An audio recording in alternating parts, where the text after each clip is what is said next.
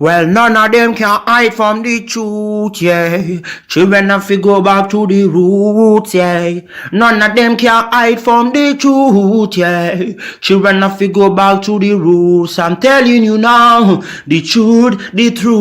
Telling you, yeah, the truth, the truth. You have to go back to the roots, the roots. Go to the roots, to the roots. Yeah, man, you know, this is Benjamin out of the Smiling Coast, West Africa, Gambia, representing for the one and only Abu, the big man you don't know, the Soninke warrior, the man that brings the truth, Soninke warrior, the sign of enlightenment, the Soninke warrior, the righteous and the true African. Abu, reveal the truth to them, you know, no matter how them try run from it, because none of them can hide from the truth, yeah. Yes, we have to dig back the roots, yeah. Fire! Subscribe now.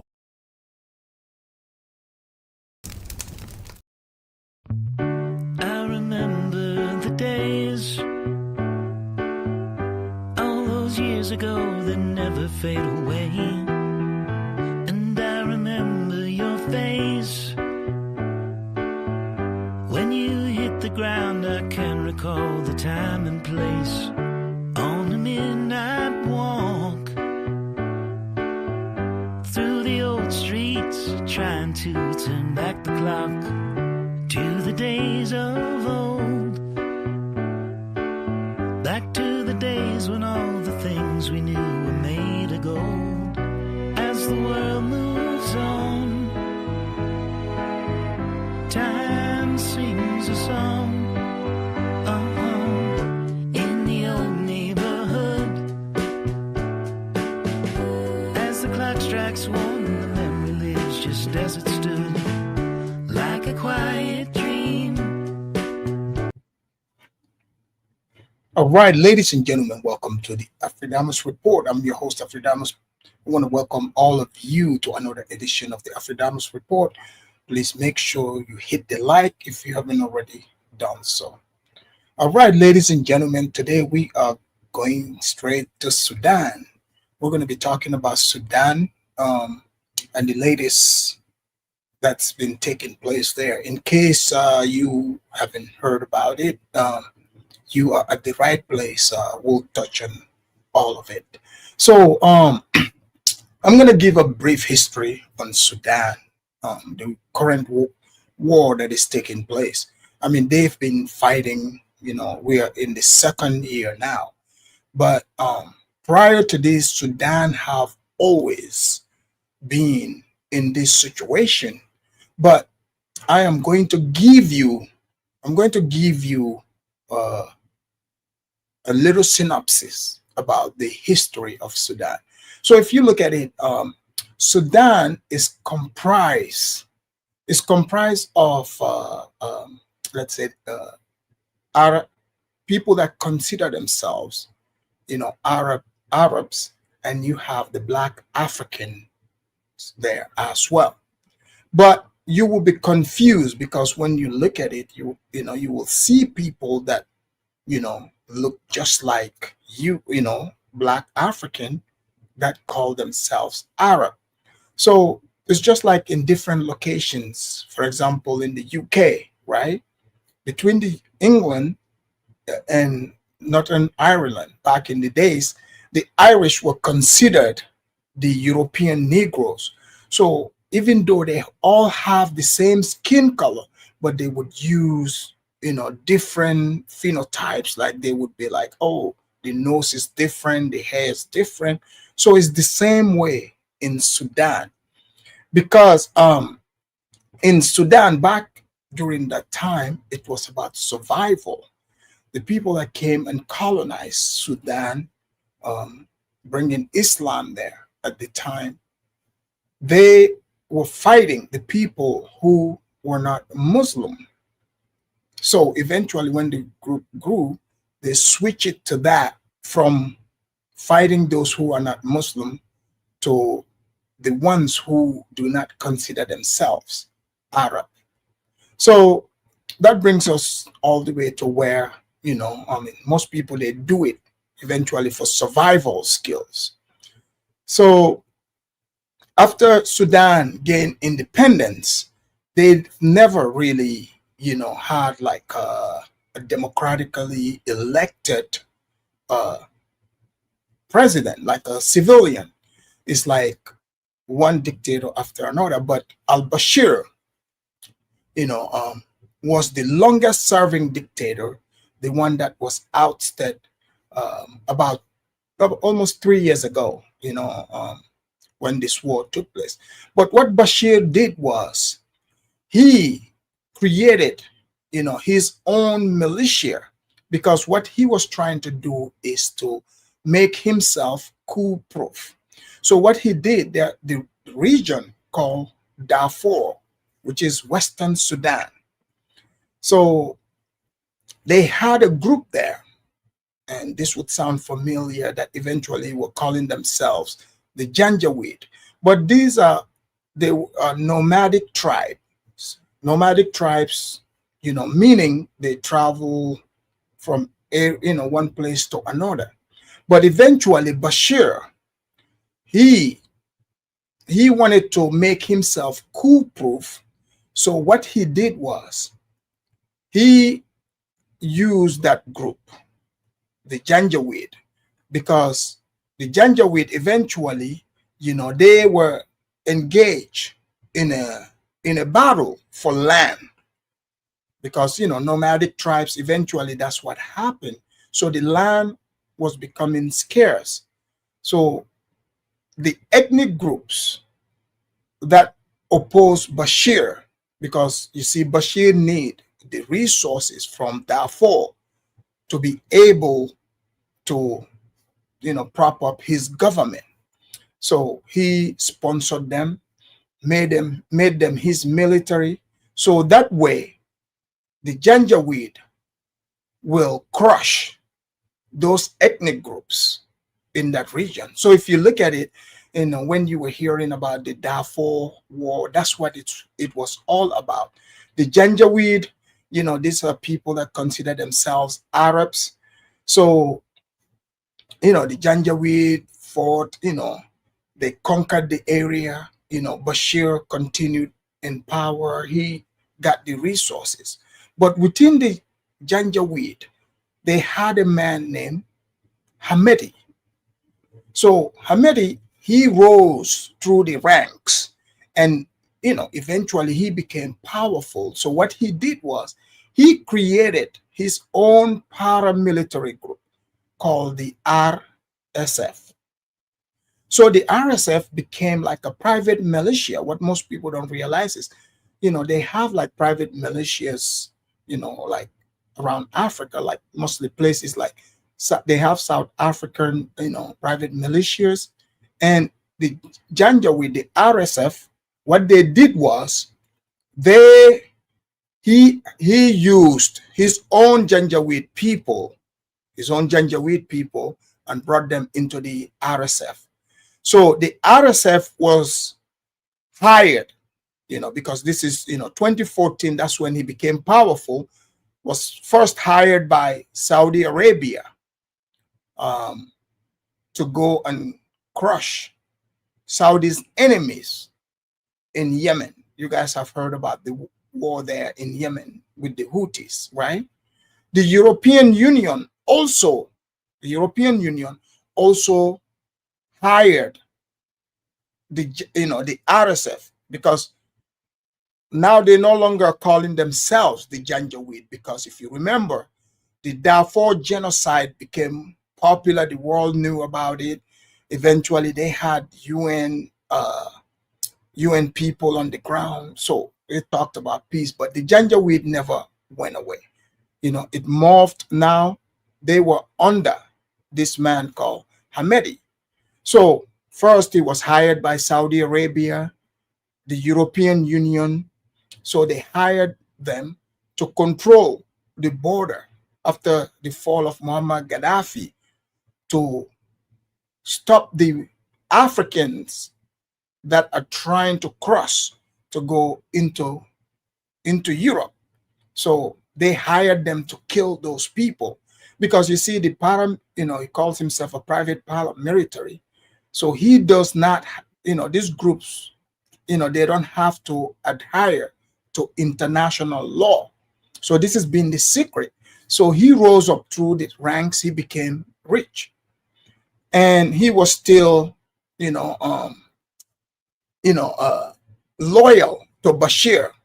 But at this point, he became powerful. Long story short, when the uprising happened 2 years ago for Bashir, eventually, he fell. And then a new leader came to play, Burhan, because the Sudanese army does exist, but the RSF is, almost like as powerful as that army.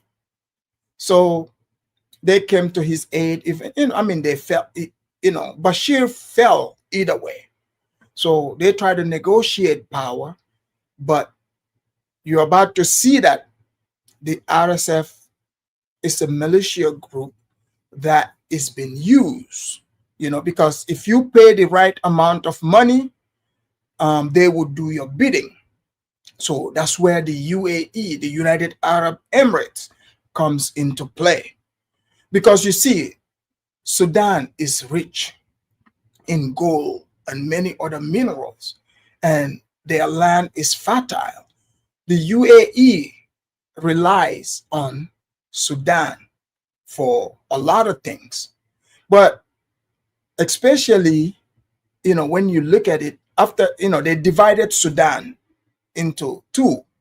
They have the Southern Sudan, where the Black Africans live in. The people that call themselves African, that distinct themselves, they are not Arabs. So, their land, Southern Sudan, has a lot of wealth. So when they divided it, oil, so they went with the oil. But, you have Darfur. Darfur is like the size of Texas, Western Sudan. So they need to control it. So that's where this story comes into play. So at first, people thought, it was a power struggle. They were calling it a civil war between Burhan. With Burhan, this is the man in charge of the Sudanese legitimate army. And Hamedi is the leader of RSF. So they were fighting all these years for control, over Western Sudan. And it looks like the UAE, the United Arab Emirates, the UK, and the United States are behind it. And we're going to explore that and break it down. So as of late, a few days ago, satellite images have emerged, showing, the RSF committing genocide, ethnic cleansing, in Darfur, per usual. So it's beginning to look more and more like they need those people, the people that own that land. They want to clean them off the land. So it's not about civil war. It's about resources. And I have a perfect video here, the breakdown, with some images. And this person does a really good analysis of it. Let's hear some of it. Here we go. All right. What if the world's richest lands are cursed not by nature, but by greed? What if the very soil that feeds millions becomes the reason for their suffering? Tonight, we take you deep into Sudan, a nation bleeding silently as the world turns away. Over 2,000 civilians have been killed in just days. Entire towns burned, families wiped out. Stay with us till the end as we uncover the disturbing truth behind this unfolding genocide. You are watching AfriPlus News Channel. Remember to like, share, and subscribe to our channel for more important and thought-provoking analyses like this one. Sudan, a land once known for its resilience, is now facing one of the darkest chapters in its history. Reports confirm that the Rapid Support Forces, RSF, a paramilitary group backed by the United Arab Emirates, UAE, has launched a wave of mass killings across multiple regions. Satellite images reveal horrifying red patches around residential areas, believed to be pools of blood from massacred civilians. If technology can now see blood from space, how much more blood must be shed before the world intervenes? Why is silence the global response when human lives are being erased before our eyes? Eyewitnesses describe scenes that defy humanity, armed men going door to door, dragging civilians from their homes, asking men if they are soldiers before executing them in public. Women and children left to watch the horrors unfold, their lives shattered in seconds. How can any conflict justify such barbarity? Over 2,000 Sudanese people were massacred, slaughtered in the first 24 hours since the RSF took El Fasher. Among them was the youngest parliamentarian in Sudanese history, Siham Hassan. This is a woman who ran community kitchens in El Fasher to make sure that she fed the starving people of the city, and she was assassinated among the people that she served. 5 Sudanese Red Crescent. So, city called Al Fasher fell to the hands of the RSF. So, these are civilians. So clearly, if it was just a civil war, normally they would leave they would let the civilians evacuate and leave. But no, prior to them capturing Al Fasher, they were practicing mass starvation. They surrounded the town. They wouldn't let anything in or out, with hopes to starve them, to eliminate them that way. But now it looks like, hey, they're like, that's too slow. So once they took over, as you can hear, and some of the images are gruesome, they are going door to door and, killing people. Members were killed while they were working to distribute aid nearby as well in Kordofan, and 3 more are missing. There are videos of elderly Sudanese civilians being executed in the dirt. There are videos of young Sudanese civilians being forced to dig their own graves. We are seeing videos, we are hearing news updates of atrocity after atrocity in Sudan, and the grim reality of it is that this doesn't even cover the full scope of the horror for the Sudanese people.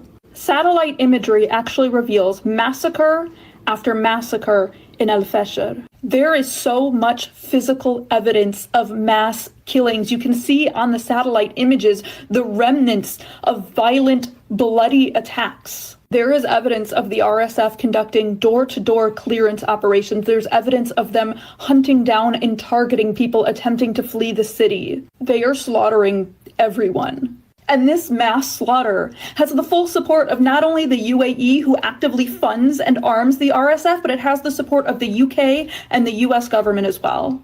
UK-made arms and military equipment is actively being used to slaughter the Sudanese. So, if you look at it, like most people generally, when you hear about these wars that are taking place, it's easy. People will be like, oh, the United States is the major player. People tend to forget, even like the Israel-Palestine thing, the UK is the biggest player behind all this. They supply the weapons, they ignore all the international laws. Yes, they used to be the former superpower, but they still are silently because the United States goes along with them. So the weapons come from the UK to the UAE, or the UAE also sells weapons.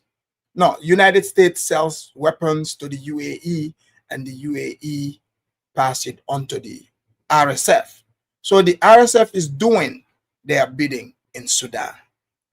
These people right now. These weapons were exported from the UK to the UAE before falling in the hands of RSF militias. And the UK government knew about it. They knew about it, and they continued selling these weapons to the UAE, knowing that they would end up in the hands of RSF militias.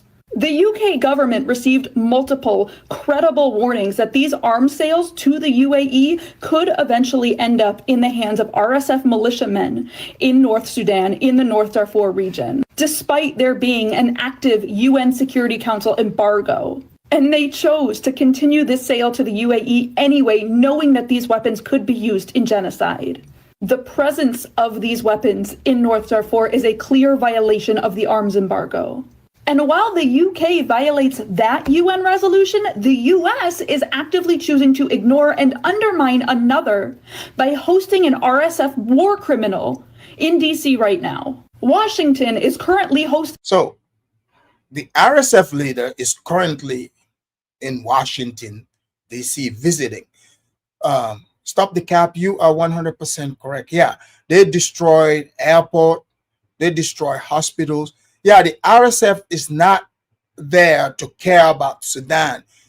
I mean, this guy started out, you know, where the Janjaweeds, you know, committing the ethnic cleansing in Darfur, and it still continues, the same sentiment. So they are seen as the perfect candidate. I mean, you pay him the right price.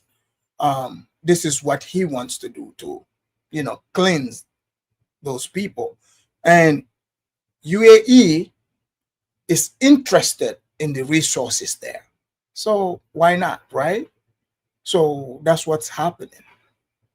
RSF commander and war criminal El Goni Dagalo right now, the man who is responsible for the weapons procurement of the RSF. This is the very man responsible for taking the UK weapons that were sold to the UAE and then transporting them to North Darfur in order to kill and genocide Sudanese civilians. And the US is hosting him in our nation's capital. Thousands of people are dead in Sudan right now. And it's not just the fault of the RSF, it's the fault of the UAE, the UK, the US, and all complicit parties. Is the human soul worth less when it is African? Why do human rights seem to stop at the borders of Africa when the victims are black and the soil is rich? More than 12 million Sudanese, nearly 1/4 of the nation's entire population, have been forced to flee their homes. Families that once lived in peace now wander homeless across borders without food, medicine, or hope. Mothers are giving birth in makeshift tents and children are dying of hunger in refugee camps. Why must displacement always follow resource wealth? Why does Africa's abundance always bring destruction instead of development? And here lies the dark truth. This war is not about ethnicity or religion. It is about minerals. Sudan's land is among the richest on earth, holding over 20 vital resources: gold, oil and gas, chromite, copper, iron ore, manganese, gypsum, limestone, silver, zinc, phosphate, marble, talc, mica, and uranium. These are the... So you hear that? Yes, Sudan is very rich in mineral resources. So it's not only Congo. So if you look at it around Africa, the places that are rich in mineral resources, they are all pretty much unstable. And especially now, like if you look at it, you know how they say the dollar is the reserve currency? Right now, if you look at the price of gold, an ounce is like 4,000, like it just keeps going up. So people are keeping the reserve currency in gold right now.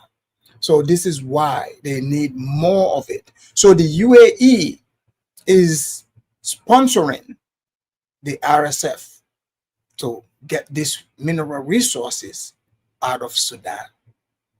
That's what's going on at the moment. Same minerals that power Western industries, from smartphones to fighter jets. Could it be that the fight for control of Sudan's mineral wealth is being disguised as a civil war? And who truly benefits from the blood spilled on this soil? New satellite imagery is painting a grim picture of what may have happened in Sudan this week. Troops from Sudan's paramilitary Rapid Support Forces, the RSF, gained control of the besieged city of Al-Fasher, seizing it amid a months-long and deadly struggle for territory that has led to an alleged genocide. In this report from Yale's Humanitarian Research Lab, the lab notes numerous clusters as being consistent with the size of bodies that were not visible in prior imagery. I've been a war crimes investigator for 26 years. I have been monitoring this conflict in this siege in al-Fasher for 18 months. What we are seeing is a mass killing of genocidal scale that we assess at the Yale School of Public Health Humanitarian Research Lab with high confidence is occurring at probably the fastest scale of killing I've ever seen in my career. These images corroborate reports from on-the-ground testimonies obtained by CNN that many civilians were killed by the RSF as they took the city. Light-coloured clusters and reddish discoloration on the ground can be seen around a hospital and other buildings. The report suggests these may be consistent with human bodies and blood. In some cases, experts say gun-mounted pickup trucks consistent with the RSF vehicles are also observed near the bodies. The report reflects mounting evidence pointing towards possible war crimes committed by the RSF in what has become one of the world's worst humanitarian crises. The comparison with Congo is undeniable. In the Democratic Republic of Congo, millions have died in conflicts driven by cobalt, coltan, and gold, the minerals used in global technology. There, rape has been used as a weapon of war. In Sudan, mass executions are now the weapon of terror. When will Africa's resources stop being a curse? How long will Africa's women and children pay the price for minerals that enrich foreign powers? But the most alarming revelation comes from recent reports confirmed by the United Nations. The UN has verified that UK-manufactured military weapons and equipment are being used by the RSF in Sudan. These weapons were originally sold to the UAE by the United Kingdom, but then allegedly rerouted to Sudan to arm the militia responsible for the killings. If this is true, it raises a deeply troubling question. How complicit are global powers in fueling this bloodshed? Are Western governments profiting from Sudan's suffering under the disguise of defense trade? The United Nations has officially raised questions for the UK government regarding its potential role in the conflict. The UK's response remains limited, while the bodies continue to pile up. But the story does not end there. Multiple intelligence leaks now suggest that Israel has also been supplying arms to the UAE, weapons that eventually find their way into Sudan. How many countries must have blood on their hands before the international community acts? All right. So you guys seen and heard that. So I've seen people talk about the AU or the UN. The AU and the UN, they are useless, okay? Especially the AU, because you have to remember there are African countries that are benefiting, that are actually benefiting from this, and they are actually supporting it.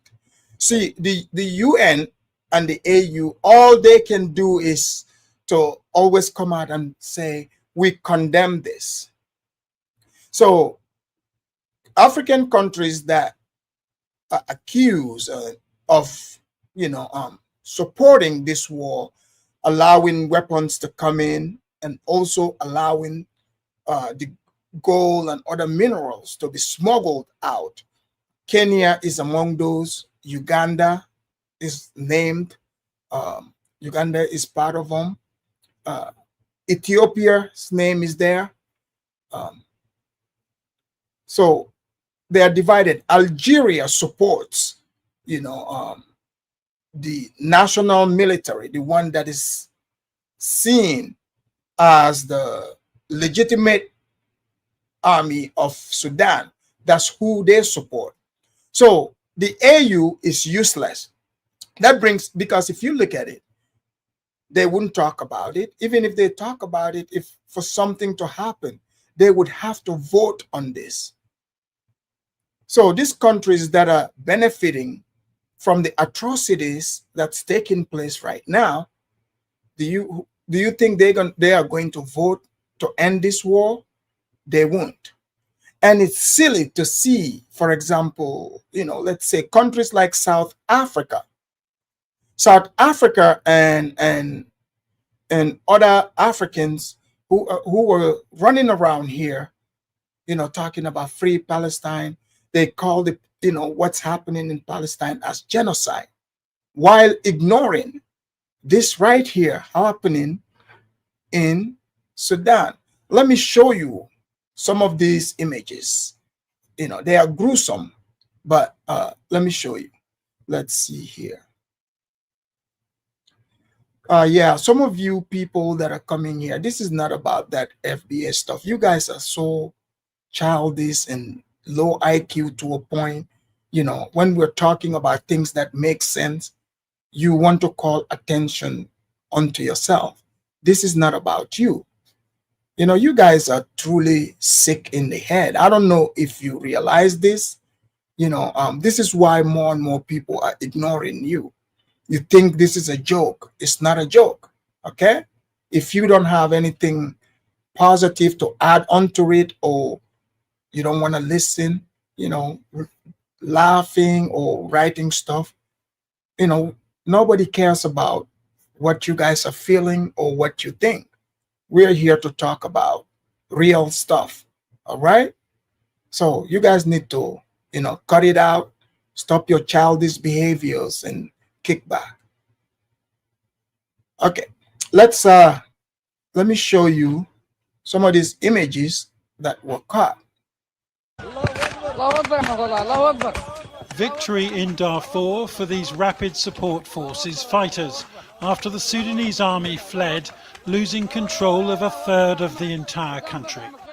The dead are left sprawling across trenches in the desert. So the blurry pictures you're seeing, these are bodies of civilians. So these people are point blank just, massacring civilians in this region. After the last major Darfuri town was captured. Celebrating on the left here is a fighter known as Abu Lulu. Back in August, he was supposedly being investigated by his commanders for executing a prisoner. But this week, his comrades filmed him taunting 10 unarmed prisoners, ordering them to praise the RSF's leader before shooting them at point-blank range. At a university... So you're seeing that. So this guy named Abu Lulu, as you can see, they stopped it, but you can hear the gunshots.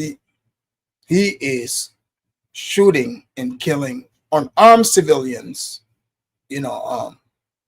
sitting on the ground. So in El Fasher town, another atrocity. A room is full of the dead and injured. The only prisoner still able to sit up is also shot and killed.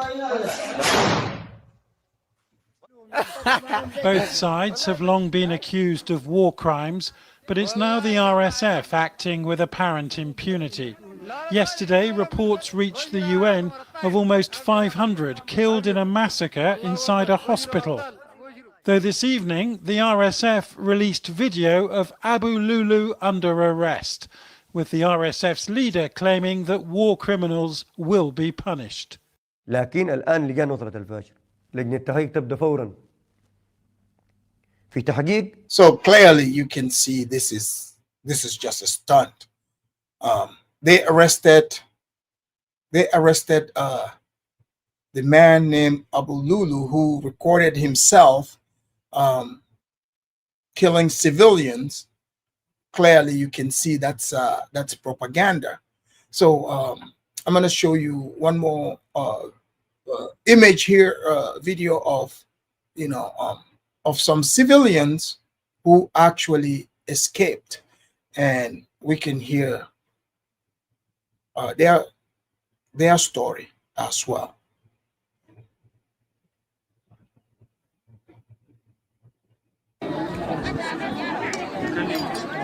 هجمونا 6 صباحا. أنا ده الشاهي ذاته في النار، عندي كركدة في النار، شلته كده وبسرمي خشيت العيال في الخندق. أبوهم ده ذاته متقوي بس ما بعرف محله، عندي ولدي عمره 18 سنة برضه مات قدامي بدانة. يهو رفعت راسي كده طلعتك بس كسيف النيران كترت، ما بتعرف أي حاجة. تاريخ 25 شهر 10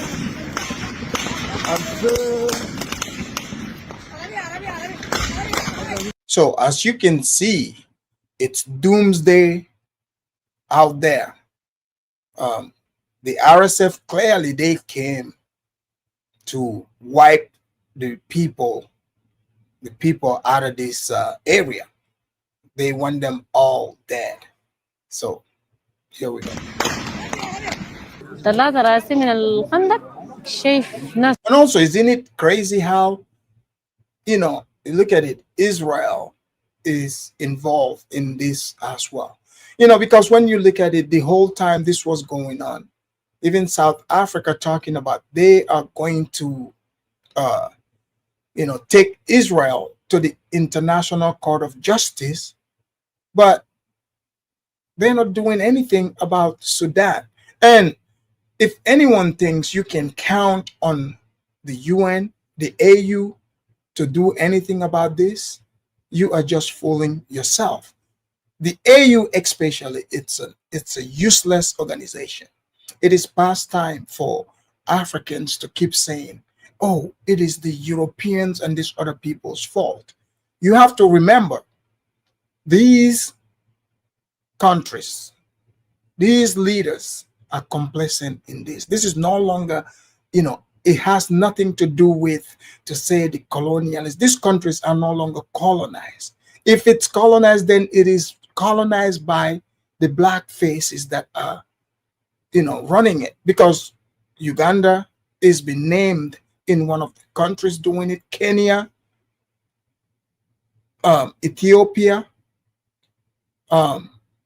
You have Egypt on the other side, but Egypt is supporting the legitimate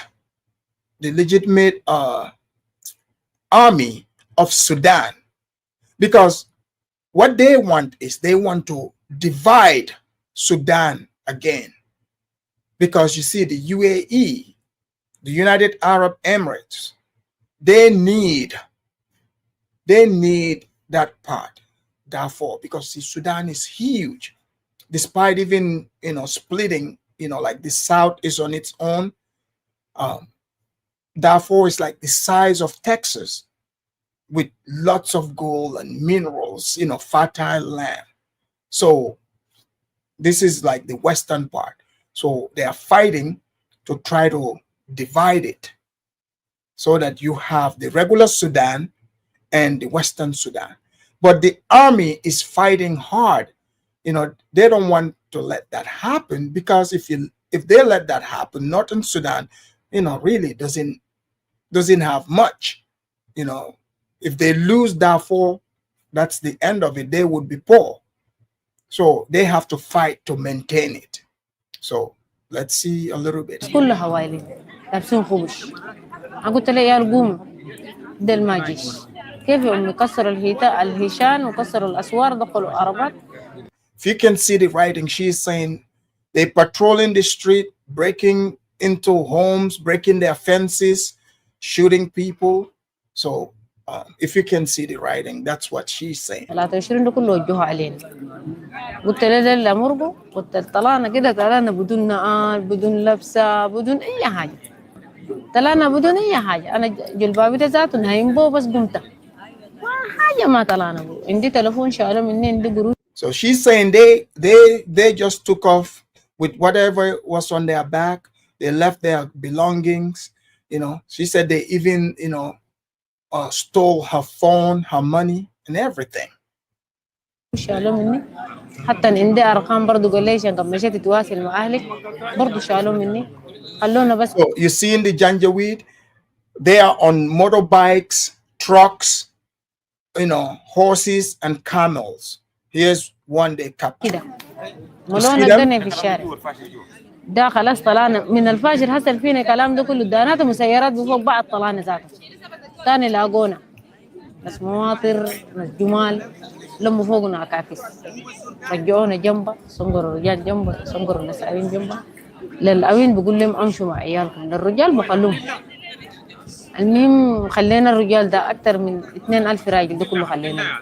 من طلوع الفاشر ده من فاشر جوا لما تحصل الاترف منه تخش الدبه بتاع القرن ده في ناس ميتين.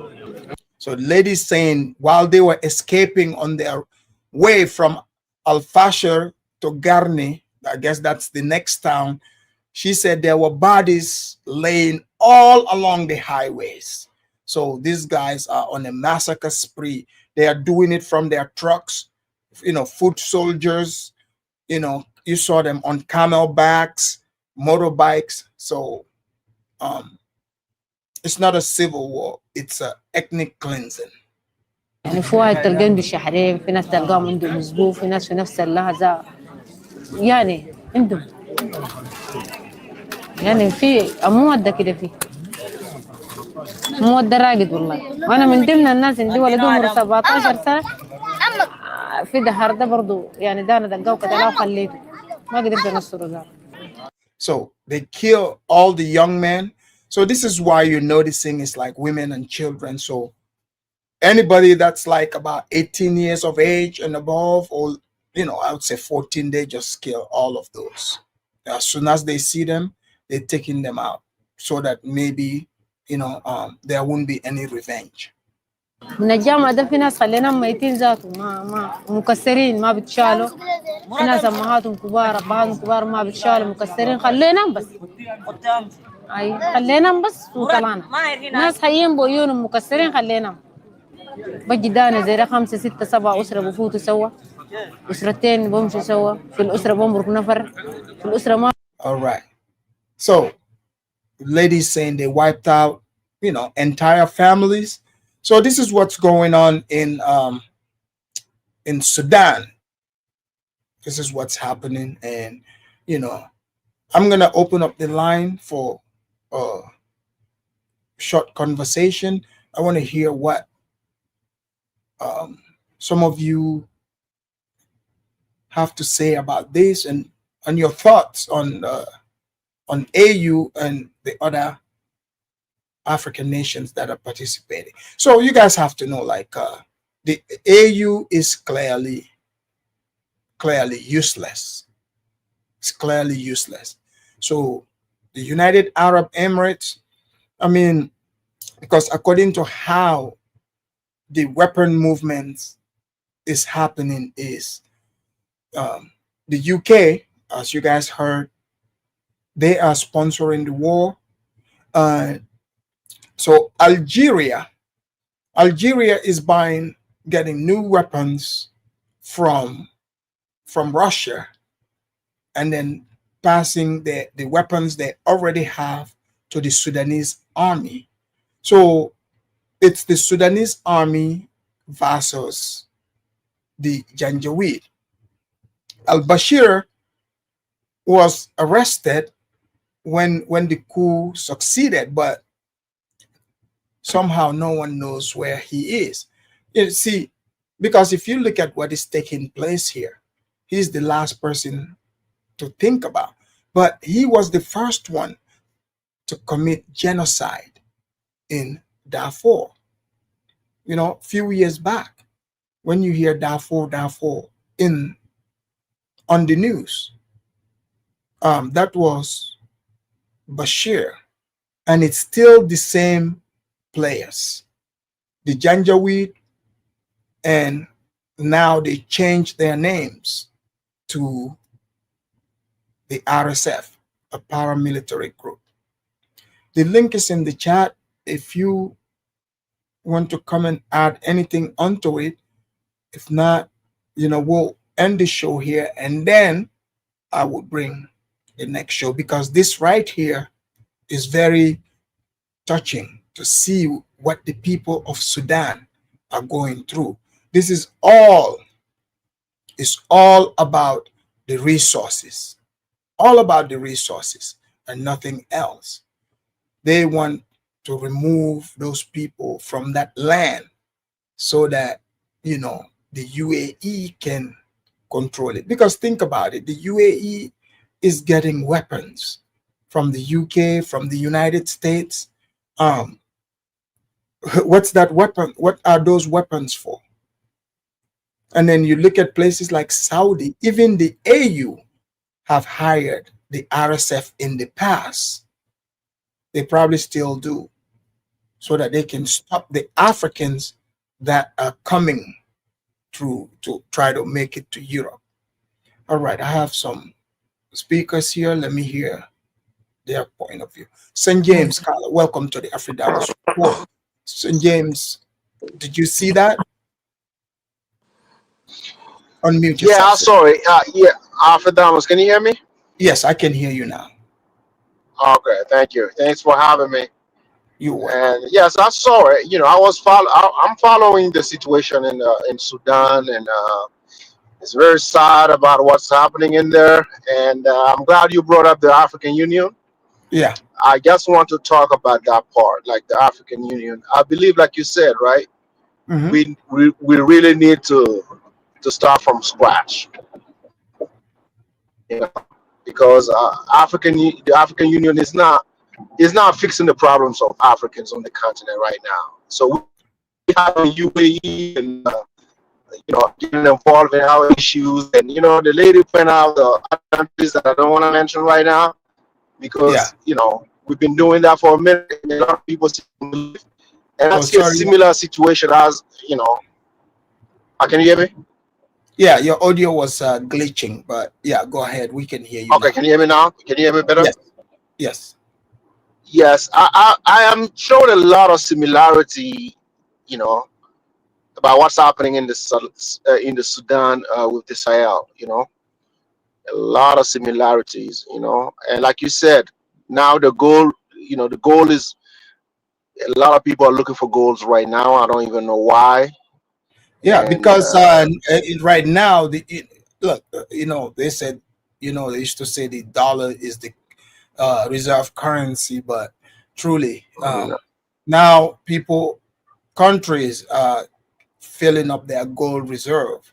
So if you look at the places like UAE, they don't have gold in their soil, so yeah, they gotta get it from someplace else.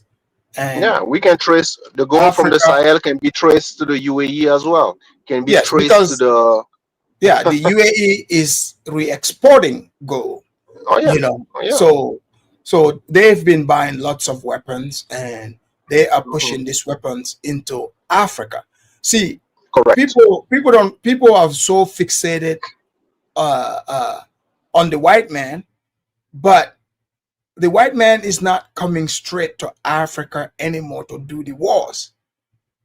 There's a whole new player here, because you see, the Yeah, but UAE cannot operate without the blessings of uh,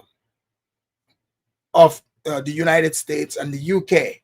So the RSF, it's their military, they are perfect foot soldiers. the foot Because if you look at soldiers. it, even in the Sahel region, the people, they keep talking about Al Qaeda and stuff. This is the same group of people. They just move them around from one area to another. Like they will be called a different name in different Yeah, regions, but it's still the same type of groups. same type of people, same type of weapons, the same people behind it. This is not about. It's not about religion. It's not about anything else. It's about the resources, and Right. the same And key players it's disguised don't change. as those things, but yeah, that's the truth. It's not about it's not about um, ethnic groups or religion. It's about the resources. Yeah.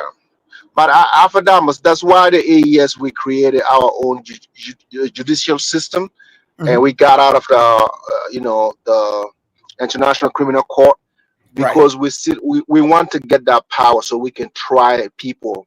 So we're gonna have to try the United States, try the UK in Africa. So we're gonna have to build these institutions in Africa so we can also try the same people who are antagonizing Africa. If we can't do that, then we're not gonna succeed.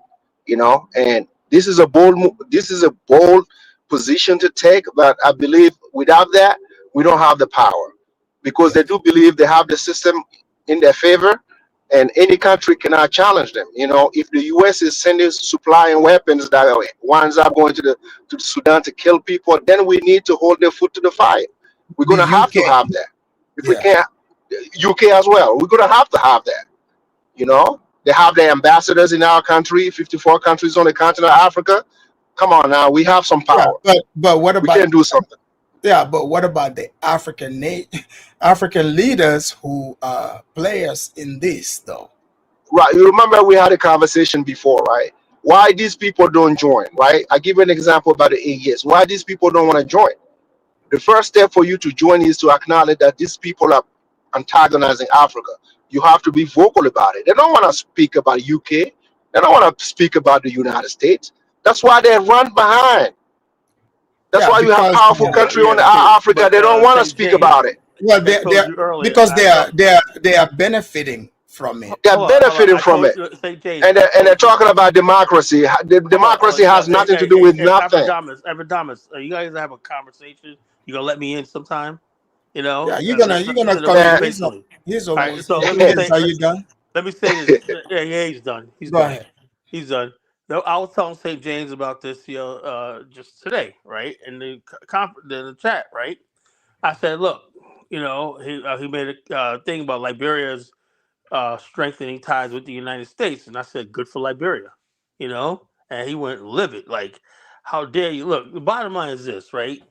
Your AES is an experiment, And the Bible says in the Quran, prove all things. You guys have not proved anything yet. You have not proved that you could build anything, secure But anything. Carla, Wage don't war. make this up. Let's focus on Sudan. Oh no, I'm gonna get to that, right? Now, here's the thing. I've been talking about the John Jaweed and all these other people for years, right?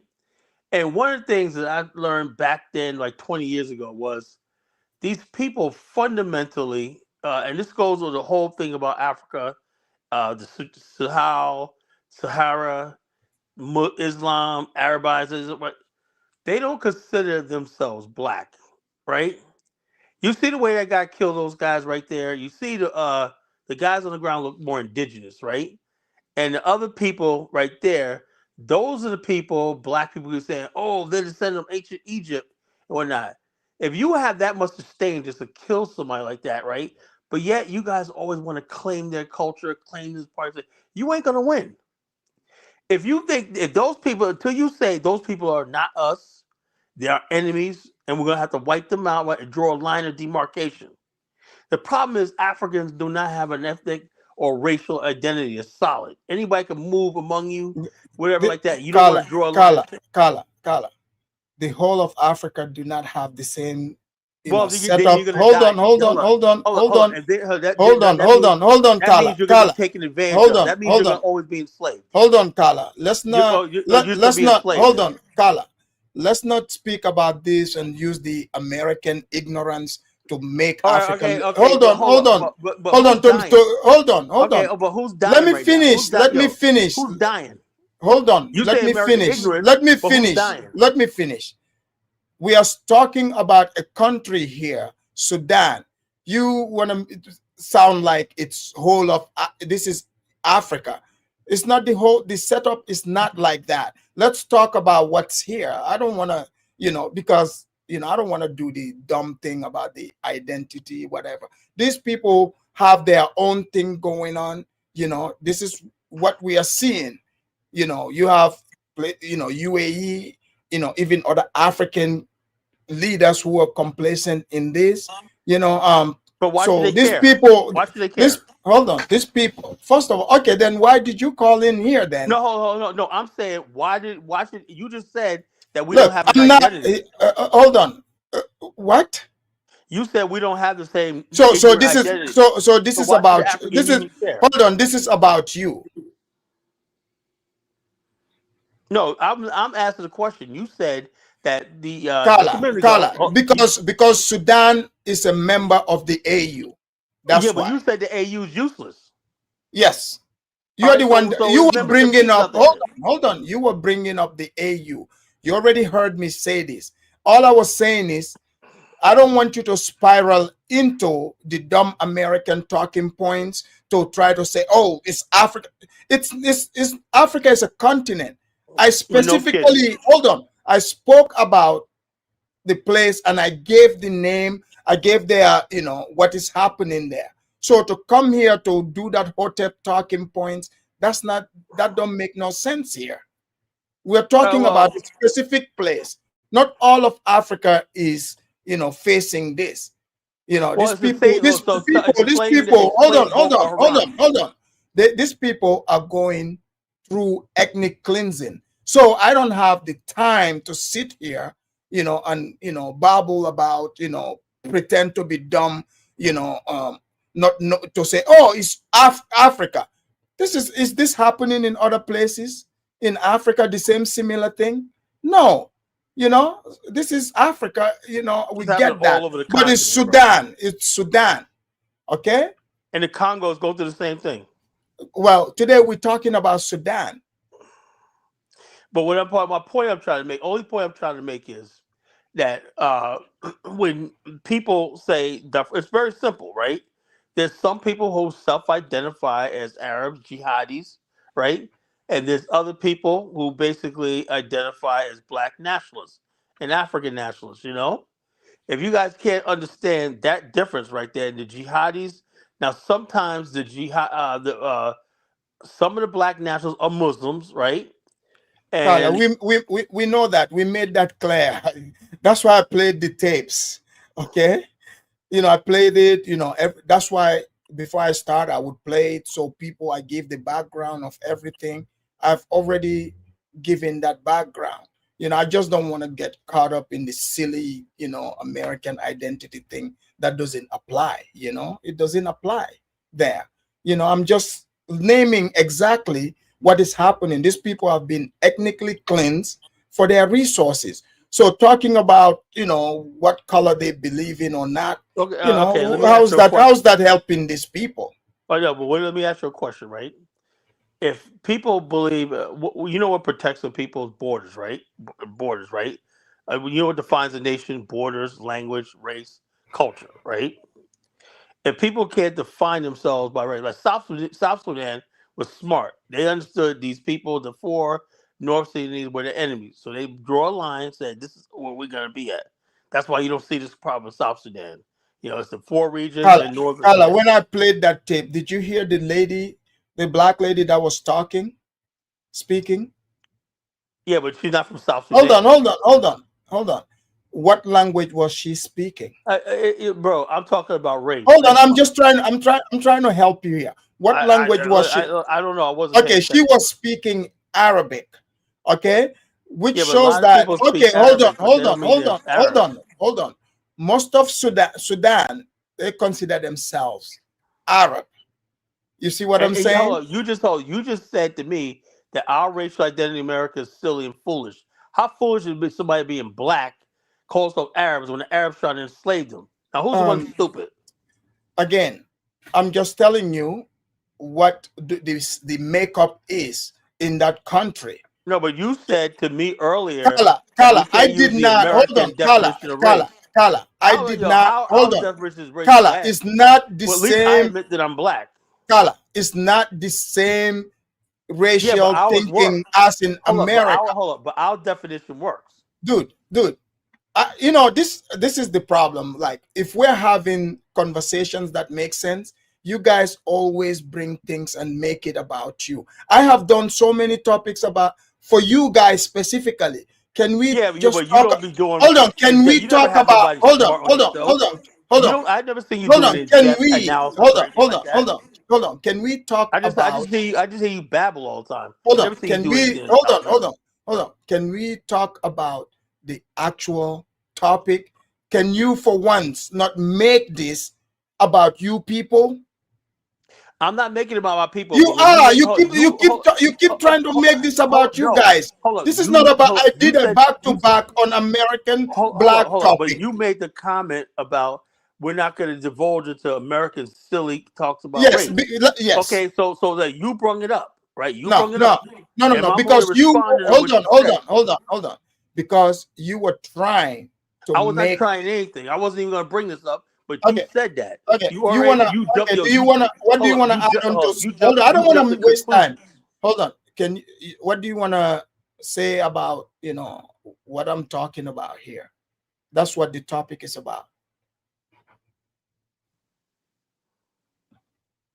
No, what I'm saying is this. I say like the thing is when I studied the four and all these other people like that, right? It's clearly a race war. It's not about religion. It's not about language because they all speak Arabic. They all practice Islam, everything. This is a race war. And we know a race war when we see it, you know? Now, how to solve that, I don't know. It's obvious that the world powers, the UAE, Algeria, and all these other people like that are hitching their bets on whatever reason, on the Arabs or the Janjaweed to win. I don't. Even though they don't have the numbers, there's more blacks there than there are Janjaweed, but they basically betting on the fact that they could get the Arabs. The same thing happened back in Egypt, right? If you don't study the history of Egypt, right? Egypt is the Nile River flows from south to north, right? The people from what they call upper regions of the Nile, the Blue Nile, and everything by Ethiopia, always dominated culturally what they call Egypt, Sudan, right? After independence, right? The white section in the north, right there by the Mediterranean, thought that because they were part of the British Empire, that they had a natural rule over the black people, and that wasn't the case traditionally. The black kingdoms of the South were always more powerful than it, and the white people of the North, right, the Arabs of the North, they only got in power because the British automatically assumed because they were lighter skinned, they were superior. Same thing happened in Nigeria, every part of that, and you're living what now is the after effects of that. If you really want to do your history, you want to go history for history with me, you want to debate me on history, bro, we can have that debate. I know what I'm talking about. So when you come here with this simple ass, bring your American Negro stuff, no, I'm studied on this topic. The problem in the I'm not region right talking there about is history. I'm talking about what is happening right now in front of us. I'm telling you the root of it. Okay. Well, thank you. Let's bring in K&Q. K&Q, welcome to the Afridamus Report. Hey, brother, can you hear me okay? Loud and clear. Thank you for bringing us up. I've been listening to you for a little while, and your conversations are very much needed. I'll definitely say that.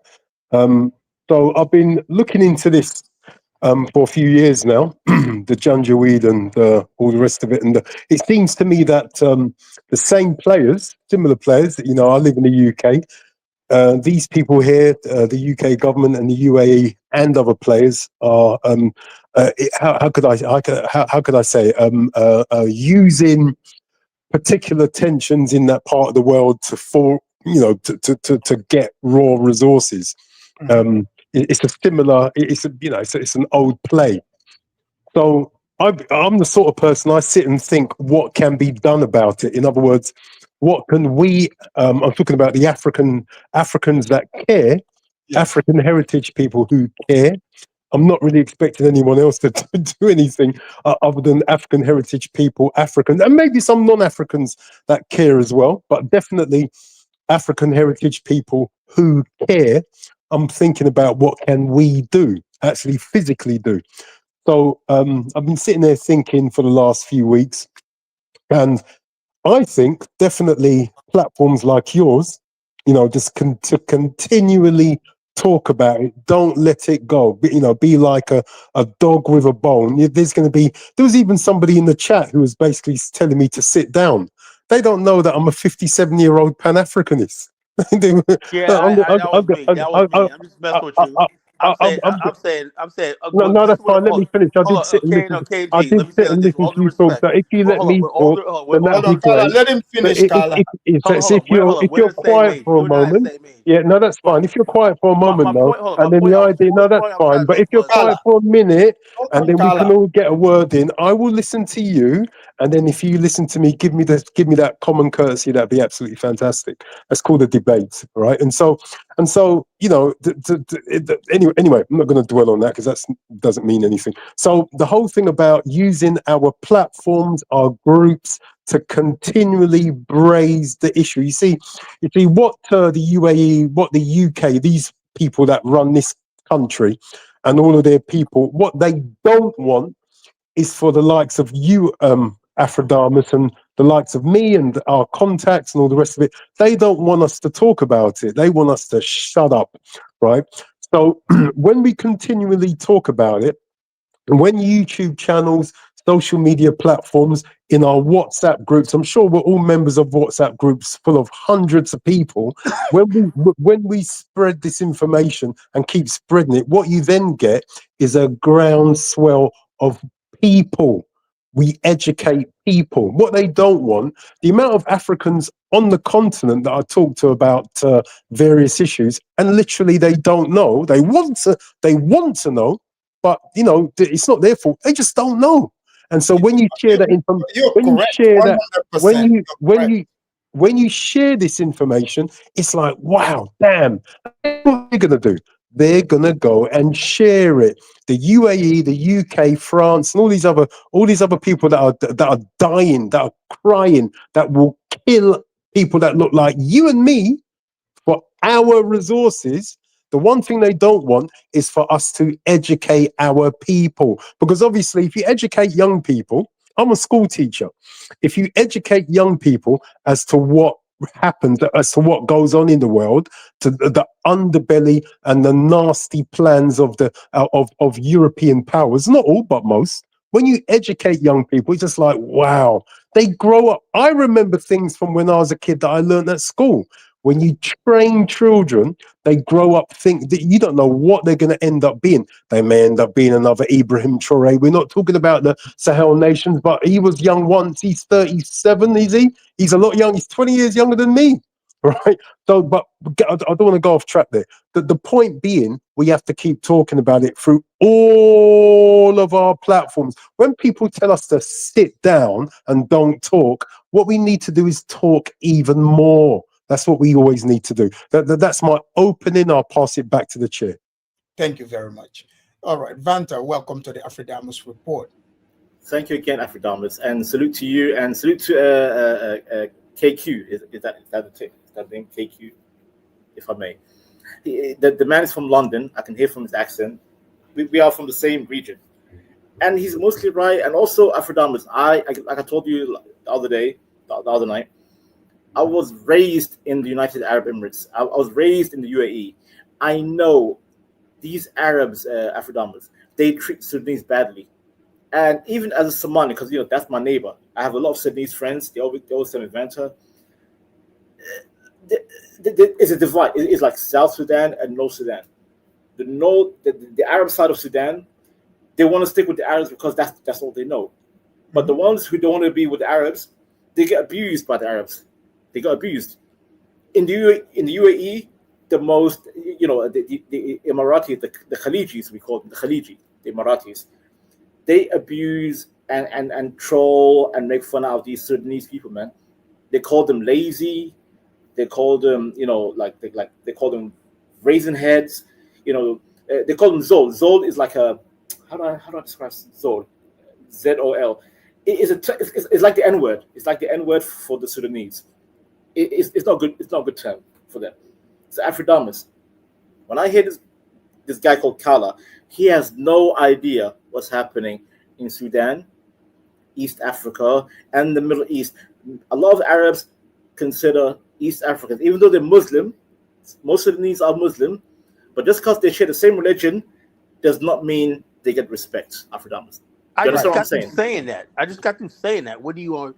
But Carla, can I finish my point? Because I'm talking to the host. Let me talk to the host real quick. Yeah, but don't lie on me and put no, words in my mouth. But sir, because I was listening to you and you was going on a tirade. I'm trying to clarify. When did I say anything about Arabs love you?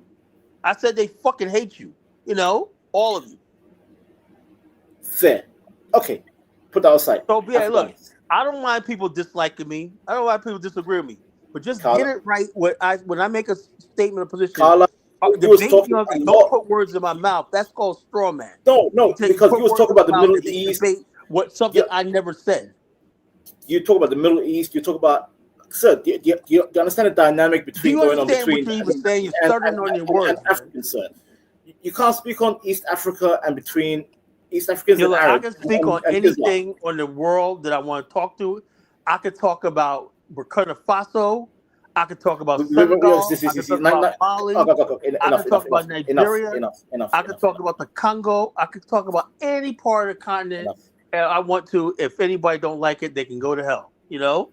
Okay, Nobody fair enough. on this I'm panel in hell. owns a continent. You understand that?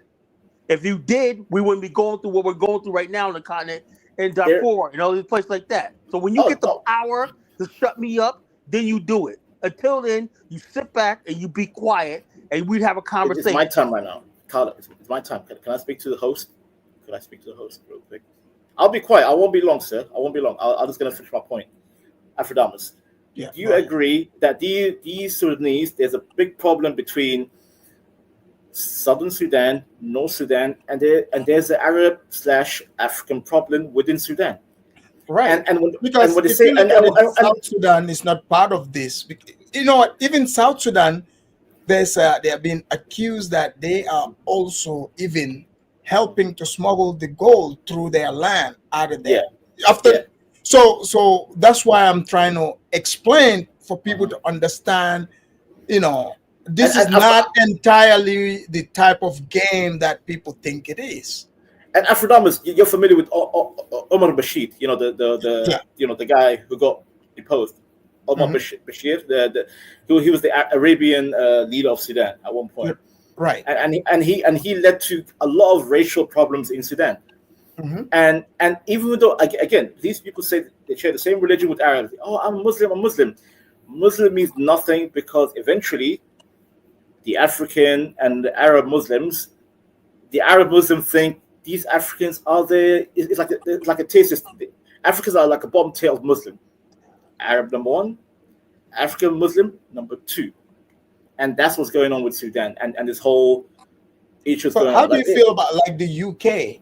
UK is, because they colonized that region, right? Yeah, just like Palestine, so they've never really truly, withdrew completely, because they still technically think they own the place. You Right. see, so even Palestine, because if you look at it, Keir Starmer said, "Oh, he's recognizing Palestine, as a nation state." How can he recognize Palestine as because they're being sued right now, right?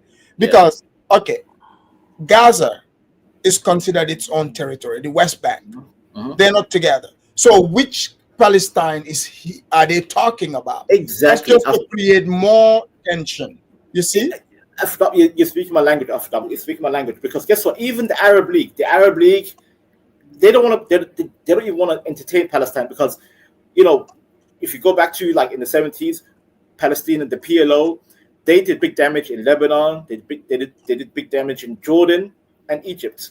That's why a lot of Jordan, Lebanon, and Egypt, they don't want Palestinian refugees, because they remember what they did back in the day. Right. Whereas a lot of these young people today, they don't even know the history about Palestine. And the same thing with Sudan. A lot of these guys talk about, oh yes, you have no clue what's going on in Sudan. You have no clue. So, Afrodamus, I appreciate you having this discussion, because I think that needs to be opened up, because Sudan is a very sensitive and underrated topic. No one does not realize Sudan has been an Arab supremacist country, controlled by Arabs mainly for a long time, under Islam as well. And again, I keep saying, Afrodamus, Islam, between Africans and Arabs, there's a tier system. Not all Muslims are the same. Arabs number one, African number two. And with that, I yield. Go ahead. Thank you. Oh, Carla, I got a question for you.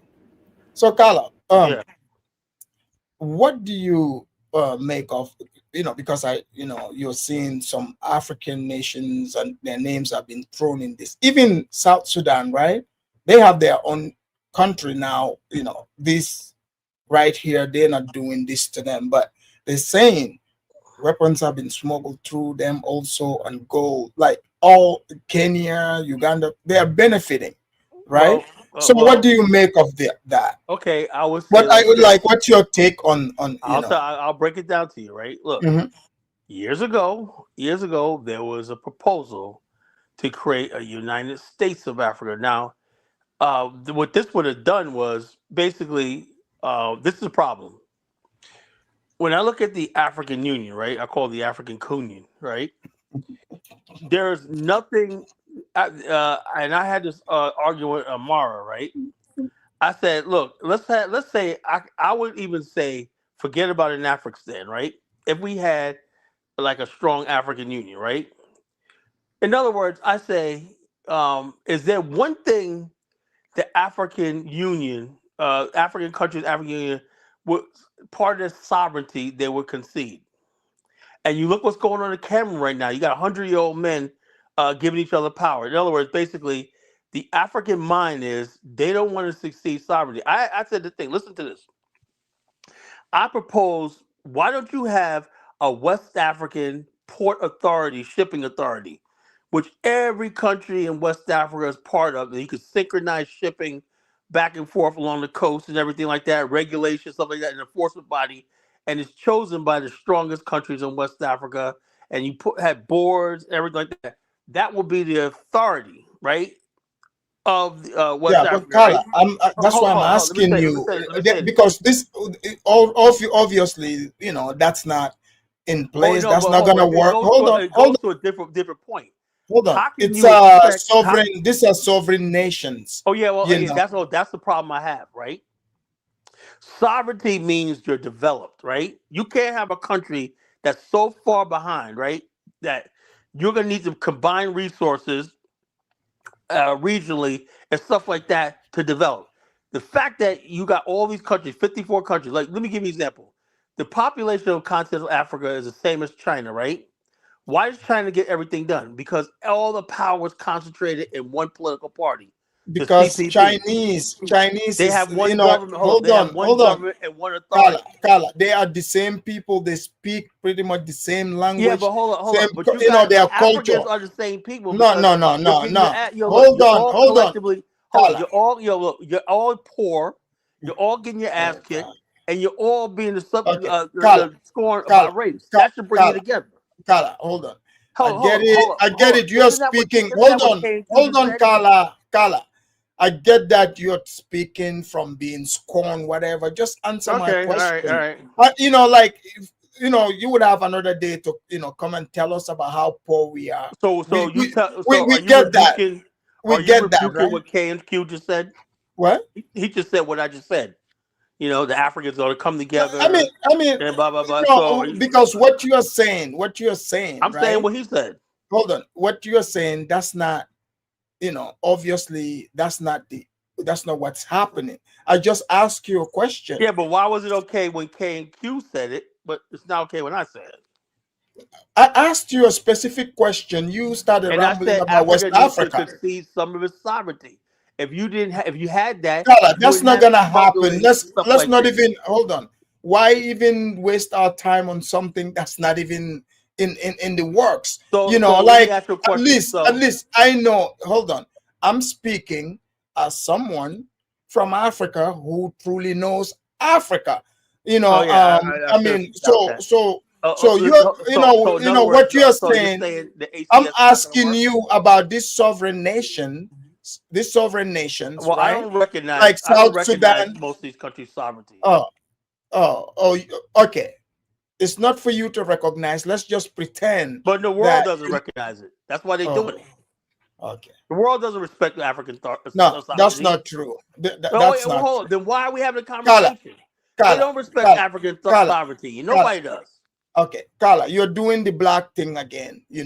Doing it as a country. I mentioned calling Africa a country. I'm specifically pointing out a region, a country. So since you're saying you don't respect, the sovereignty of these nations, then what's everything you're saying is useless. Then I respect their soccer team. I respect okay, their soccer whatever team. you're saying, okay, when you say you don't respect their sovereignty, at that point, whatever you're saying is irrelevant. It's useless. So let me It ask you a makes no question. Let me sense ask you a because question. that means you are just existing in your own Hold silly up, fantasy. It doesn't exist. I want us to hold up. have Does a the real UAE conversation. hold up? Does the UAE or does France respect African sovereignty? The countries they deal with, of course. They don't respect that. No, I just spoke on the UAE, Carla. I was raised in the UAE. Did you not hear me? The UAE does not respect Africans. They use Africans, but there's no respect for the African, Carla. I said that. and most countries don't. So then what's the problem, Carla? What's the problem? I'm not putting Afrodamas. That's him. He said. I was like, I No, no, no. Afrodamas is speaking to you on a civil level. What's the issue, Carla? My issue is he asked me a question, right? He said you're still smuggling whatnot. If countries like AES had that criminal court right there, then basically people could be held accountable. But since most Africans are not going to signature to that, they don't want to give up their sovereignty. When you say Africans, who are you talking about Africans? Because Africans are not one. We're different. Well, exactly. I keep see Vanta. That's what I'm saying, because again, Carla's brain cannot process that. He's only, all he can see is skin color. He doesn't understand that, it's not the same people. He doesn't understand this. So he's just using the identity that the white people gave them. That's not how it works, Carla, in Africa, and that's what Pan-African Black nationalism is all about. Okay, we don't believe in Pan-Africa, sir. We don't believe in Pan-Africa. Pan-Africa's a lie. Can you stop with that bullshit? Yeah, I'm just talking. Look, I'm not doing some fantasy. I'm talking about. There you go, folks. Hold on. I'm talking about what is actually, happening. I mean, we can fantasize, but why don't we just talk about what is actually happening? The African continent, the black race is getting their ass kicked. Carla, can you speak on Sudan? Carla, can you speak on Sudan? Topic is Sudan. I told you, look, you got the Janjaweed there, right? Why are they in the same region as the indigenous black Africans and whatnot with guns and whatnot is a question you need to ask. Black right? Africans. I just told you where the guns are coming from. Yeah, but why did they have? You can have guns, but why are they even anywhere near the people? Why they weren't? Because they are from there also. They themselves. Okay, so you do realize. Hold on, you do realize some of those people. They call themselves. They refer to themselves as Arab. They are black. You do realize that, right? I know that. Okay, so therefore, if a person is from there, this is what they are calling themselves. Like, what do you mean? Why is that allowed? That's where they are from. That's their country. Well, it's like I said. So therefore, what you're saying is expect to see more images of what we saw today, right? All right. Okay. Thank you. I want us to just have real conversation to ask why is that allowed? I mean, that's their country. That's where they are from. Go ahead, St. James. Thanks for having me back, man. Yes. Carla did not expand about what I was referring to. He just spoke about the issue in Sudan and he brushed it off. So I just want to know, what are we going to do about the countries that are supplying the weapons for these people to kill one another? So that could be a solution. So if Africans don't have the system in place on the continent to make sure those things that don't happen, then it's going to continue to happen.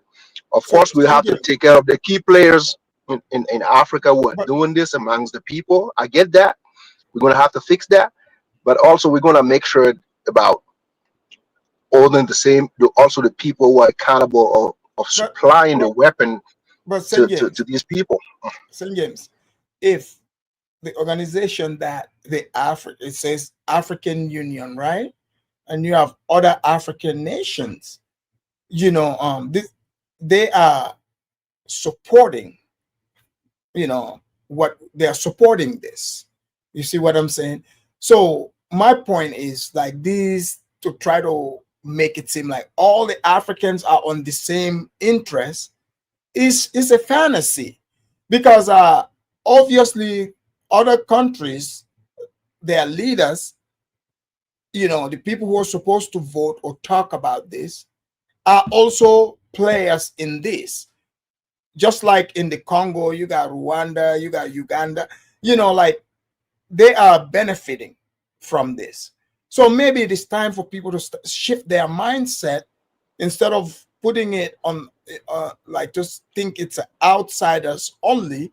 The outsiders have their agents they are working with, and those are the agents that Africans are saying they are the representatives. So the people are being bamboozled. That's the whole point I'm making. That's why, like, I bring these shows, like Q said, bring it, we have the conversation. But some people are way into their feelings. They think they are throwing shots at me as a person, as an individual. This is not about me. I'm just a host that's bringing the awareness of what is happening in the world. That's all. I hope people understand this. This is not about me whatsoever. You know, I'm just bringing topic, the awareness, because information is power. You know, absolutely. A lot of the people, you know, reason why they're being taken advantage of, you know, is because they don't have the information. So that's my job, to bring the information. But if you want to make it about me, it's just stupid. Go ahead, St. James.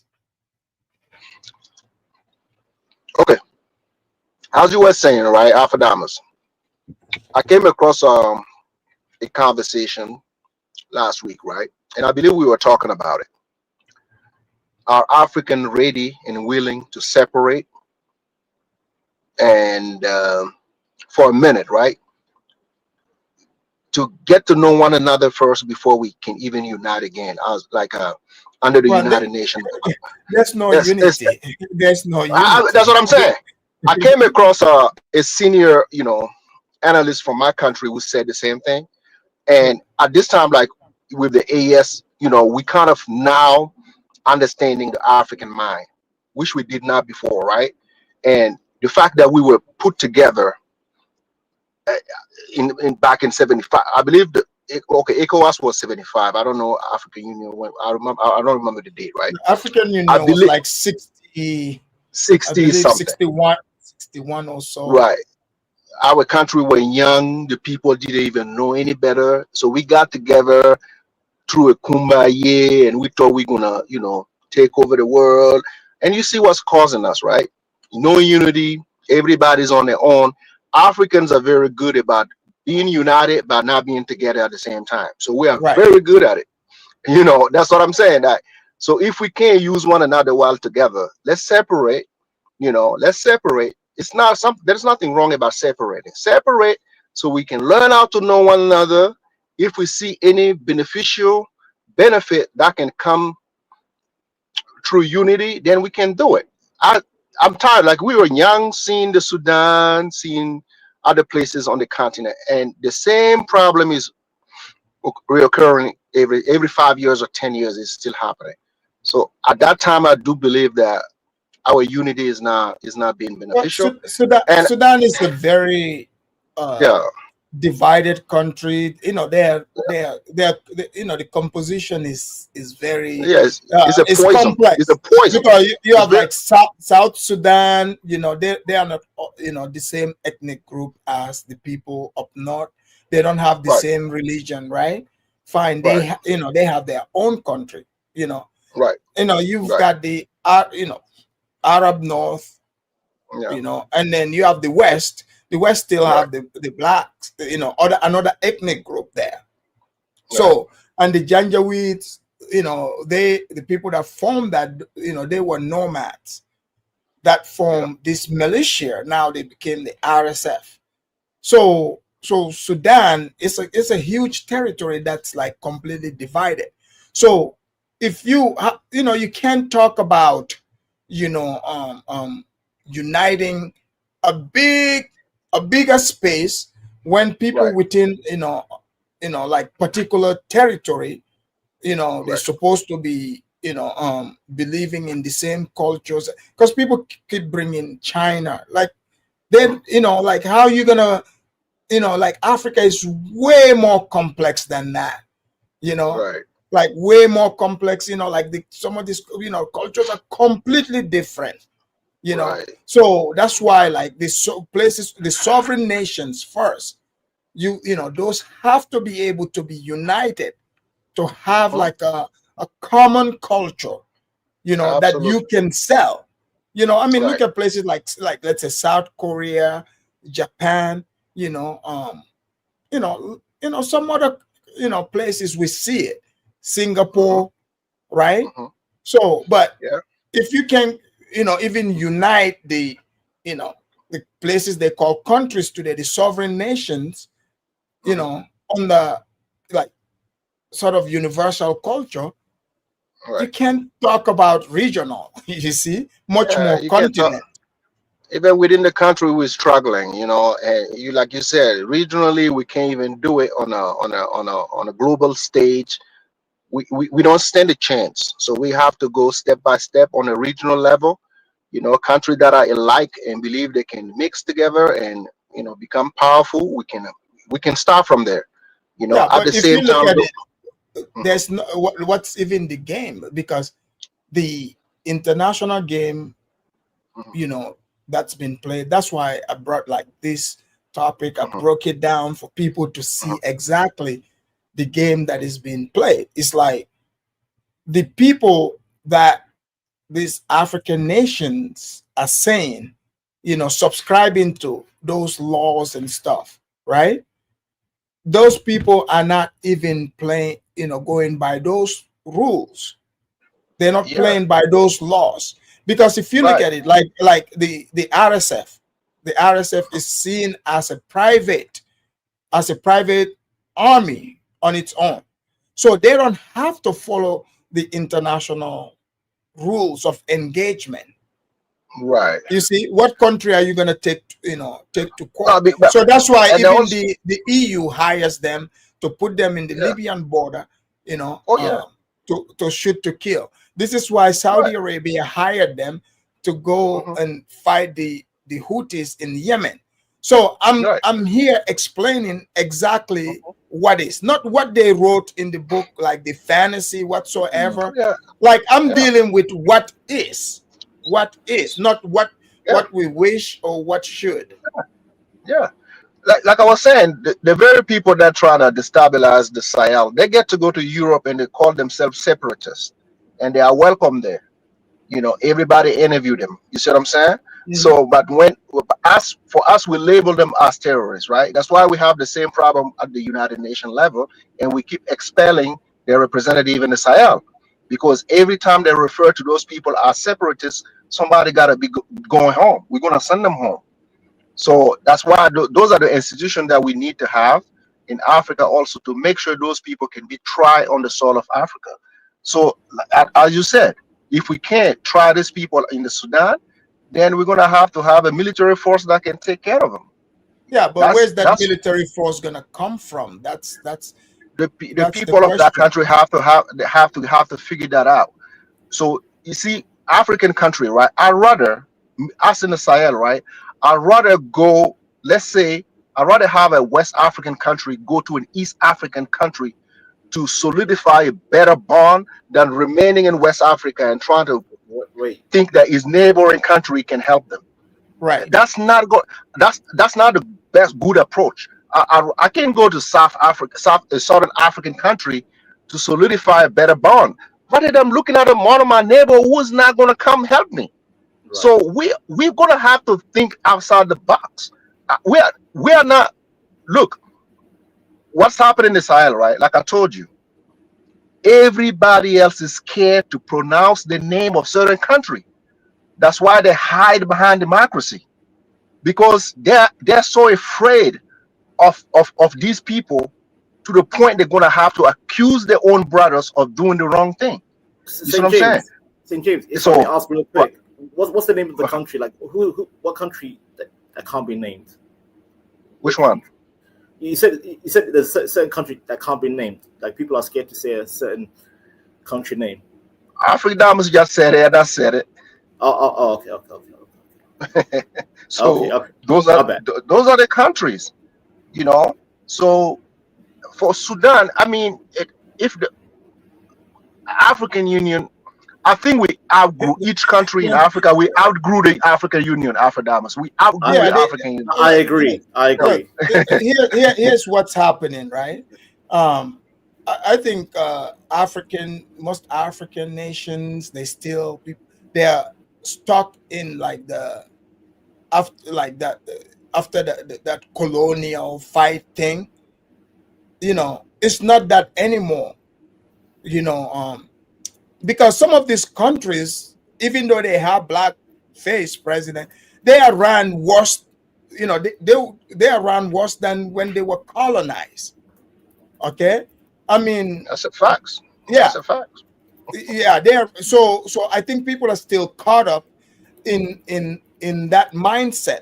So this is why I bring these topics so that people can start seeing the picture here. Because how many Africans or people are even seeing the UAE or thinking that the UAE even have a hand in this? How many people? If you ask many, they would point to like they'll be like, man, the white people, right? How many people would think the UAE? How many? Afrodamus, can I speak on the UAE, if I may, real quick? Yeah. Again, I lived. Listen, I've got family. I constantly get information from the UAE. I got family in UAE. I go there every year. Afrodamus, the UAE is trying to manipulate and take advantage of East Africa, mainly East Africa, right?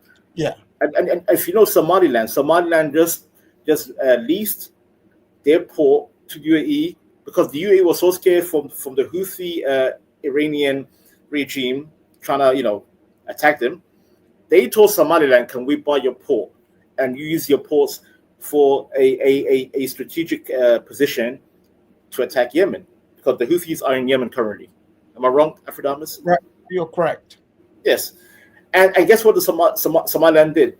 They allowed UAE to have a stronghold on a goddamn port for 99 years. After that, 99 years. So that's what the UAE does. The UAE is trying to manipulate these countries, and also, by the way, Afrodamus, Sudan is part of the Arab League. It's not part of the EU. Yeah, let's like not Sudan, not the South though. I'm talking like the one that's currently registered as Sudan, quote unquote. Yeah. Mm-hmm. So the UAE is manipulating a lot of countries in East Africa, and we need to speak on that even more, because a lot of these people, African problems, East Africa civil war. We need to look at where's the money coming from, who's financing a lot of these issues going on. It comes from two countries, the UAE and Saudi Arabia. Al-Shabaab is backed by Saudi Arabia, Afrodamus. So we need to look at all these problems happening in Africa, Sudan, Somalia, wherever on the east side of Africa. Look at these Arab countries. Look where the money is coming from. And with that, I yield. Go ahead. Thank you. Guys, let's do our closing statements. Okay, do you guys think there's hope for Sudan?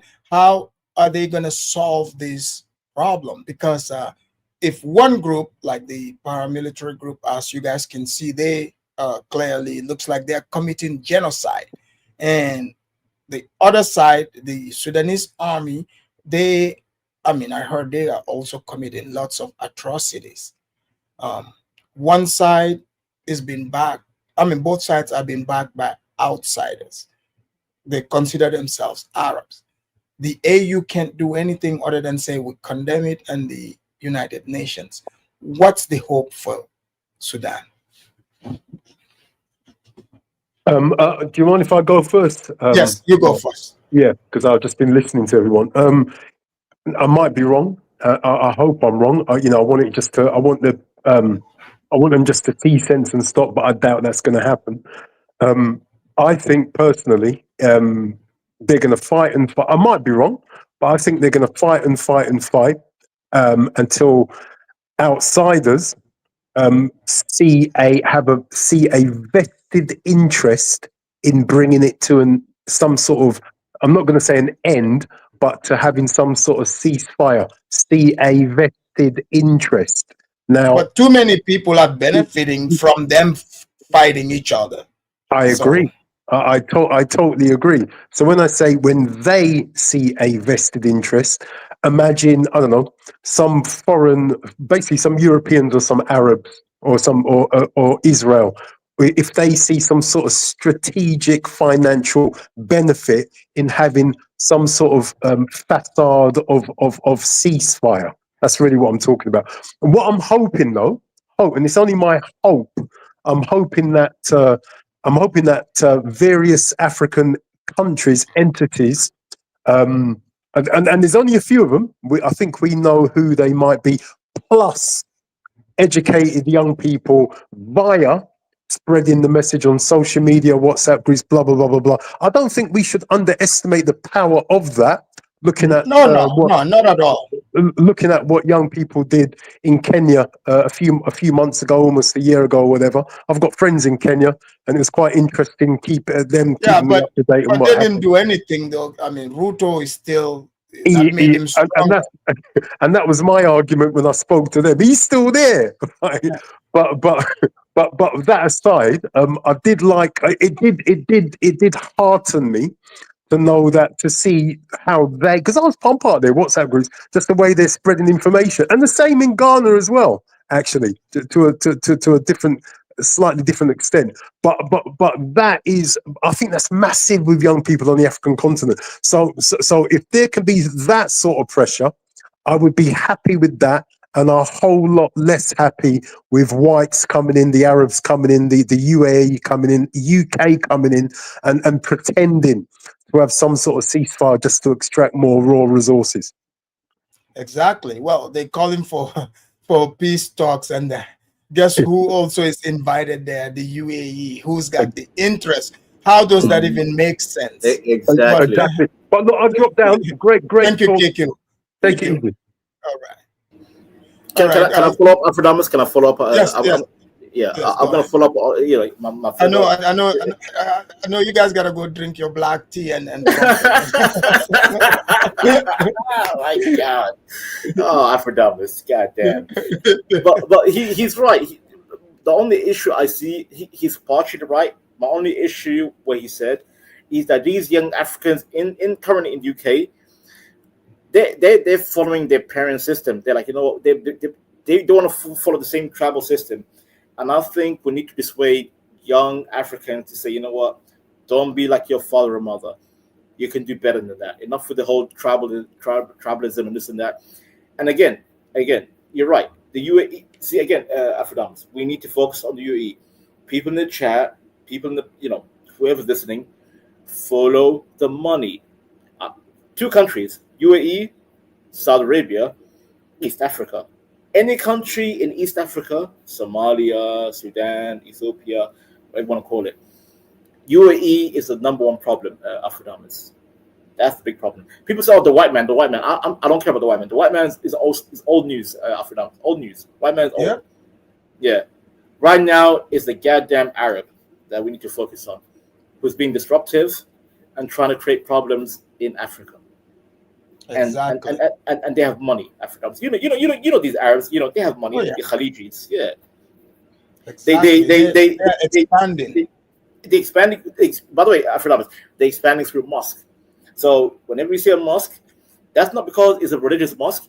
That's a mosque for financial hub to infiltrate the political system of a nation. It's a hub. Exactly. Mm-hmm. That's what we need to stay focused on. And with that, Afrodamus, thank you for having me on, sir. I appreciate the little time you gave me. Thank you very much. Right. I'm gonna go before Carla because he's gonna have to respond to what I have to say, right? And I'm glad to be on this panel, right? And yes, the brother was right. Most of these mosques being built on the continent of Africa are only being used to funnel money to sponsor terrorism, and we have to have the gut to say it. So I want the Sudanese to to model the example of the AES, right? You can't have a key player that is making sure that your country is not stable and still going to them to for peace talk. You can't have it both ways. No, but you gotta remember the RSF is the UAE's foot soldier. That's what you look. See, that's the whole crazy thing. Yeah, but you see the AES, you see Mali and Algeria, right? Algeria is hosting all these terrorists that are trying to destabilize the Sahel, and they put themselves in the middle, trying to be the peacekeeper. Mali said, yes. Mali gave them the middle finger. We can't do it. So Africans have to be smart about it. If you already have a key player that's playing both sides, you can't have them into your issues, right? You have to decide what you want to do. And at the same time, I was talking to a Sudanese here in my state, in my city here. He was bold, and he got me. He said, St. James, we have been going through this for a very long time, and at this time right now, one side has to finish the other so we can Yeah, I solve this mean, forever. you know, So I mean, I hate to tell you, but in yeah, Sudan, this yeah, like this war, somebody yeah, has to win. Somebody has to yeah. outright crush one side and win. That's just the Right, fact. right. That is a Sudanese. He's in the U.S. Army. That's what he told me straight up. He Yeah, said, "You know someone what? has to We win. just somebody has to win so we can solve this because it's been ongoing for years and no one seems to have the solution. If war is going to mean is going to be part of the solution, then we're going to have to fight." So Mhm. I was like, wow. Then there you got it. So after that, I'd rather be part of building something than being not being part of anything. So when Carla said we haven't built anything, I'm as we speak right now, I'm part of something that's being built, and that things that we're gonna build is gonna make sense. I would like him to tell me what is building right now that makes sense. Thank you. Thank you. All right, Carla, you got the floor. Well, I mean, that's easier said than done. But like I said, I don't have a country to build. I don't have a land. I don't have a flag. I don't have anything. I have nothing tangible. All I could do is just basically see and hope that the existing African countries do better, and I really do. I want to see African countries do better, and people seem like they get offended when I say that. How dare me as a Black American even mention Africa? It's like I get to the point where people are like, we even mention Africa, you guys get offended. No, And I'm so not. Carla, I want you to express yourself. I say no, no. Everybody, I no, just wanna everybody, be everybody say like everybody like this. Everybody like within the I topic. don't have. I don't have. Look, and like somebody was saying in the chat room earlier tonight, they're like, "Well, they got so much smoke for collar, right? But they don't say nothing." Look, right now, what you have in Africa is something that's been building for decades. You know, they've been building for decades. They've been testing the ground for decades. Your response to certain things, it started with that. To me, it started when those two bombings happened in Kenya and Tanzania back in the Oh, 90s. a while ago Yeah. And with the Africa's response to that was nothing. Nothing. Those people were tried in US that did the bombing, right? right. Africans didn't even have the wherewithal, right? For example, um, years ago, with the International Criminal Court system, right? There's not one friggin' European country that's a signature to that, right?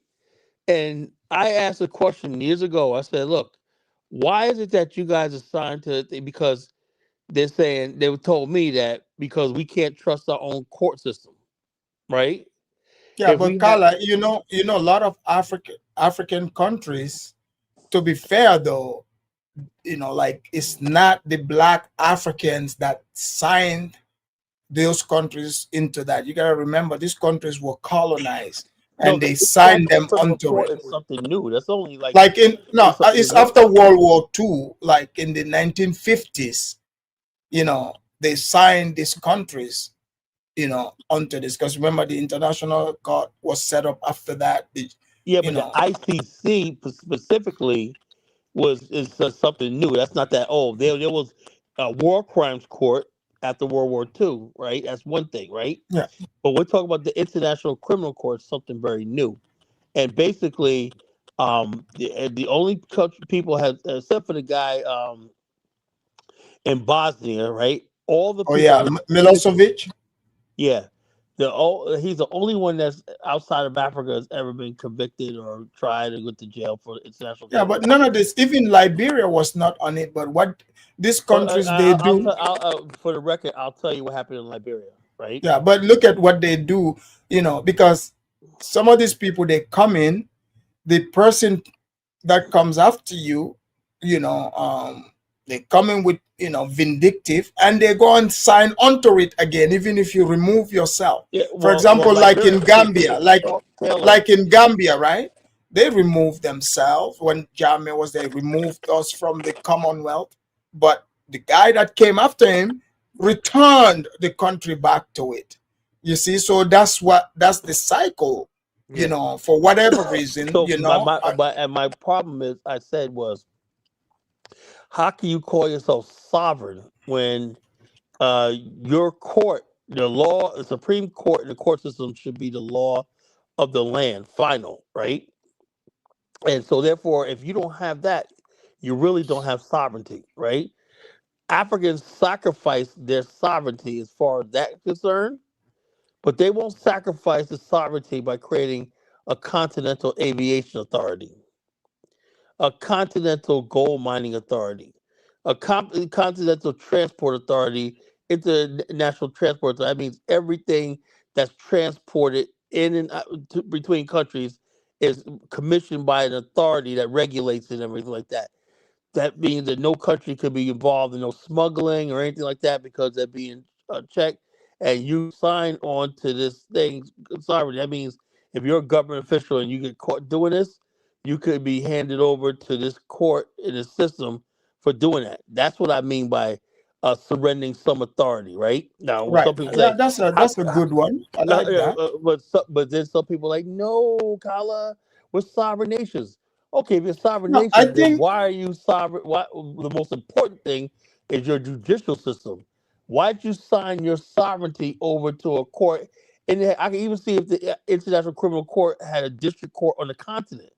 But you're talking about the Hague on European soil. You sovereign like this. So, like I said, we just got to get real well, look about at this. even South Africa. They run to that's where they run to. Yeah. So South Africa is trying to bring Israel. Israel looking at like, are you Yeah. a the International Criminal Court. Yeah, right. Russia. So look at it like that.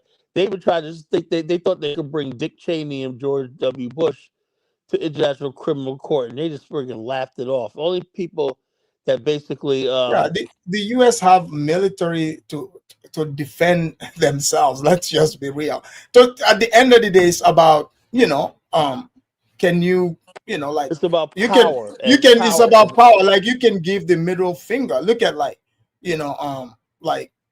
when Putin, they talk about, oh yeah, we're gonna arrest him. How are you gonna arrest him? How are you Right. gonna do it?